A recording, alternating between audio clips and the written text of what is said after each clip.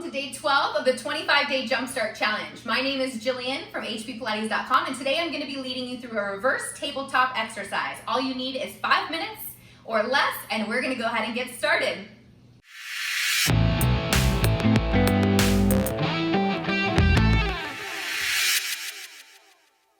All right, thank you for joining me today. We are going to be going into a reverse tabletop exercise. I will show you some modifications and an alternative exercise if you need. We are going to be doing some exercise here with weight in our wrist, so let me show you real fast. I will show you modifications, but if you know that for wrist and shoulders, this is not the exercise for you, I will provide a simple chest opening exercise, or you can always go back and revisit day 5 of this challenge. That's a great substitution for today if you can't be up on your wrists. All right, we're going to get started. So hands are behind us, not too far back, and I want your fingertips to point forward towards your bum or to the side like this, but definitely not backwards. Backward is not good for your elbow. It is going to encourage hyperextension, and it's a lot of rotation in your shoulders. So those are your variations, fingertips sideways or forward. If you're not going to put weight into your wrists, your fingertips are going to extend back, and instead of lifting your hips, you're just going to do a tiny, tiny chest lift and back extension, which can also be done seated in a chair. So if you need that chair version, feel free to take that. All right, last but not least, for safety, as you go into this press, we really have to be careful that we don't overstretch our shoulders and our chest muscles. So one of the limiting factors in this exercise for you today might be that you're really tight in your chest, so your hips won't lift quite as high, and that is okay. So we're always gonna focus on good, safe movement and then worry about getting into that increased range of motion. All right, let's talk and more movement. You guys ready? I'll talk you through your first reps. We'll go a little slow and then we'll pick up our pace. Here we go in 3 and 2. Now before you lift your hips, I want you to press your chest and your spine away from the floor, and then you're going to gently push those hips up to the sky. Keep your eyes forward. Maybe you look where the ceiling and the wall connects in front of you, but don't look up like this because this is not a safe position for your head.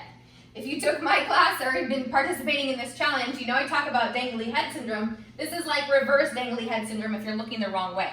So I want you to really push that chest up. Think about your head stamping the ceiling before you press those hips forward. Good, we have about 15 seconds here, so take as much time as you need to set up before you go into the weight bearing position. We're gonna rest in 3, 2, I'm counting really slow because I got excited, and rest. Good, 15 seconds to rest. So when we go to start, again, think about your head as if there was a little stamp pad, and you're gonna stamp the ceiling before you lift. So instead of here, right, we're gonna lengthen, get those lats to support us, and then we're gonna push those hips forward. Here we go, 3, 2, lengthen, stamp your head on the ceiling, squeeze your glutes, push down into your heels, and lift. So your natural instinct is probably gonna be to lift from your chest, but don't do that. We wanna lift using the back side, the posterior chain of the body, pressing those hips up high, lowering back down. Remember, if you're modifying, you're doing that back extension from day 5, or you're just sitting in a chair or on the floor, very gently and safely opening your chest. So remember, simple modification. The goal with this challenge is just to get you to move and to encourage you that at all levels, you can still move, you guys. Everybody can do it. We have 10 seconds, then we're gonna break. Good, we have 5 more seconds, we're almost there. 3, 2, 1, and rest. Oh man, you guys can hear it is raining outside. There was some thunder and lightning. The thunder definitely woke me up last night. All right, back to the challenge. We got 2 more rounds, you guys ready? Here we go. 3, 2, press that chest up, lengthen the spine, squeeze those glutes, press those hips nice and high, and then gently drop all the way back down. Again, shoulders down, press into those heels, press into those feet, squeeze the glutes. Remember, you should not feel pain in your low back. If you do, you're probably lifting without any support, probably without proper core activation. So as you lift, keep your ribs drawing down and your hips pulling up, even if your lift looks like this, you guys. I'd rather see your lift be here in good form than all the way up having some discomfort in your back. You have 15 more seconds. We're gonna press up and we're gonna drop back down. There's a full Pilates version of this that I'll give you as an option for the last round if you want to progress.